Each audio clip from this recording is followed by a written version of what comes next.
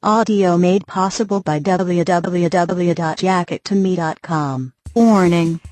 The following has suggestive content that is not suitable for some listeners.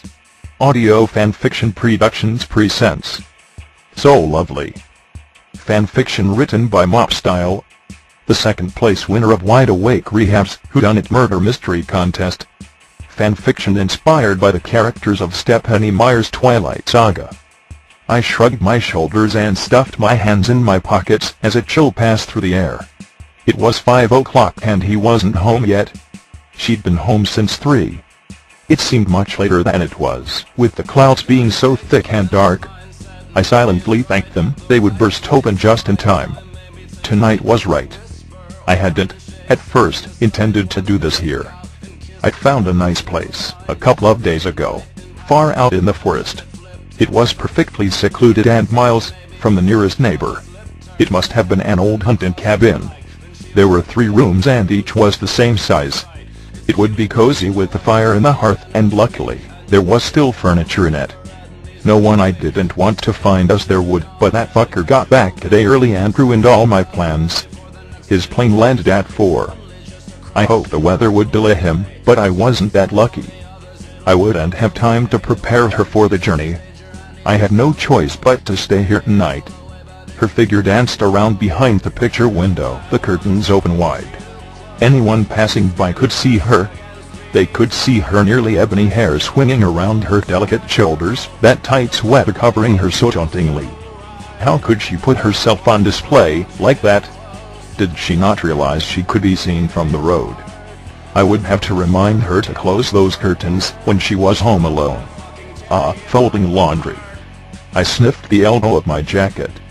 I liked having her smell on me, her perfumes and soaps, dryer sheets and lotions. I always smelled like her now.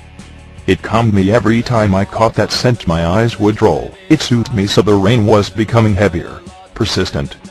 The cover of the forest canopy was quickly becoming inadequate and the daylight was fading fast.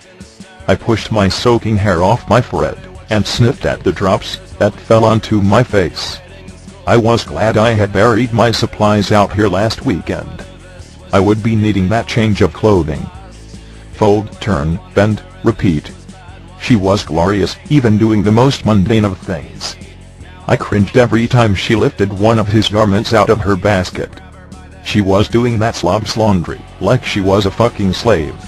He'd left her alone for nearly a week. I would never dream of leaving Bella for any amount of time. I wouldn't ever leave her once she was mine again. Oh Bella, why are you with him? He's a selfish, arrogant asshole.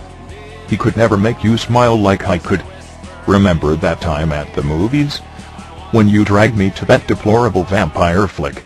You laughed at my jokes, how I made fun of the bad acting, the awful special effects. You were all lips and teeth for me, cheeks pulled high.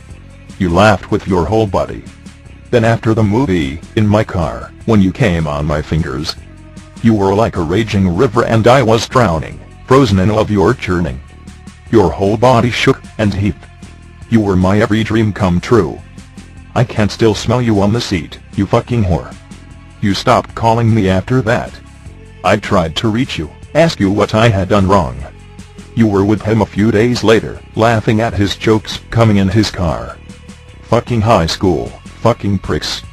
I know you don't moan like that for him. He doesn't deserve to touch you. How could you have married him? You were supposed to marry me, I told you that. I told you, you were mine. No one ever believes me. Maybe tonight is not right.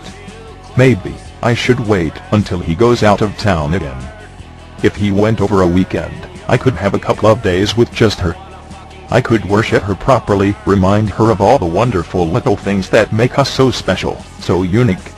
Yep, but you've done it now, haven't you? Everything is set. You can't even get rid of him for good. You have everything you need. All you have to do is get her. Don't worry, it'll be easy. I looked to the darkening sky, as a blinding white current ripped through the air, followed soon after by deafening thunder. I felt it in my bones and it made the little hairs on my body prick up. A branch snapped off somewhere in the distance, and fell to the earth. It didn't echo in this downpour. No sound would penetrate this rain. When I looked back, Bella wasn't in the window any longer. I felt my heart skip a beat when she came running out the front door. She was so beautiful, curvy, delicious, even bouncing in this storm in sweats and a pink raincoat. She hopped into the cab of her truck and sped off toward town. I ducked under a low branch, taking cover from the rain, and took out my phone. It rang twice, and he picked up. "Hey, man. What's the haps?" he answered, knowing it was me. "Not much. Yeah, I was just wondering if you're in tonight for the poker game." "Man, I wish. I just landed in Port Angeles. I'm on my way home now. I should probably hang out with Bella tonight. She'd get so pissed if I blew her off for poker after being gone for a week." He laughed, as if blowing Bella off was something he'd gotten in the habit of doing. "I'll strangle him, that's what I do." I cut the words right out of his throat. "Dude, that's cool," I said. "Next week then, okay?" "Absolutely. She can't keep me away 2 weeks in a row." I laughed. "Sounds good. Talk to you later." You too." Click. I hung up before I really heard his last words. I wanted to smash the phone against the trunk of the tree I was leaning against, but Bella had been gone nearly 10 minutes and I needed to know where she was. It took 3 rings for her to pick up. "Hey, buddy, what's going on?" She answered. "Not a lot of bells. What about you?" "Oh, just some grocery shopping. I forgot that we had no food in the house. Edward should be home any minute, so I'm trying to hurry." "Oh, yeah. He was in LA, right? Just like a slave, rushing to get food on his table." I decided that I would cook a meal for Bella tonight.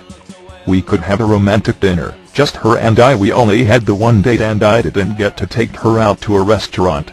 "Yeah, some conference. Whatever, that medical shit bores me to tears." She laughed. I could feel my body tingle. Such beautiful sounds came out of that mouth. I wanted it on me right now. I rubbed my cock through my soaked jeans, imagining it buried in her face. "Yep," I said, chuckling with her. "I know what you mean. I don't want to keep you, so can you do me a favor? I'm going to be out of town this weekend. Will you stop by and feed Rita Saturday and Sunday? Sorry it's such short notice." "Don't worry about it, she'll consider it done." "Thanks, Bella. You're the best. I'll drop a key off in a little bit, okay?" "Yeah, come over whenever. We'll be home all evening." "Cool. See you soon." "Okay, bye." Bye. I stowed the phone back in my breast pocket and headed for the back of the house. I'd had a key to Bella's house made years ago. I was using it more and more lately. I grabbed the supplies I'd unearthed this morning out from under the porch and let myself in. I quickly changed my clothes in the kitchen, stuffing the wet ones into the bag. I wiped the floor with a dish towel, making sure I left no trace of water or mud from my entry. It was dark in here. There was not one light left on, but I knew this house so well that I could have navigated it blindfolded. I ducked into the messy hall closet and shut the door. When Edward came home, he would first take his shoes off. If he carried luggage, he would set it just next to this closet at the foot of the stairs. Then, he'd go into the kitchen, see Bella's note if she left one, and go upstairs. I pulled a hammer and a trash bag out of my supplies, and hooked them on my belt. The front door opened, and his heavy footfalls came my way, stopping to remove his shoes. He kicked them off and they thudded on the wall in front of me. He was only a foot away, cut off by this plaster and paneling. I imagined his perfect little face, his smug smile, and it sickened me. He passed the closet and I heard his keys hit the table as he entered the kitchen. He was silent for a moment, no doubt appreciating that fine Bella script. Seconds later, I heard him walking toward me again. When I was sure he had reached the second floor, I quietly left the closet. This had to happen fast. I couldn't let Bella get home before I had dealt with him. So far, everything was going exceptionally well. I couldn't even hope that the rest of the evening would be as easy. I crept silently, but quickly up the staircase, skipping a step with each stride. I held my back against the wall as I walked the length of the hallway, barely breathing as I neared him. I could hear him rifling through the bathroom. That will be perfect.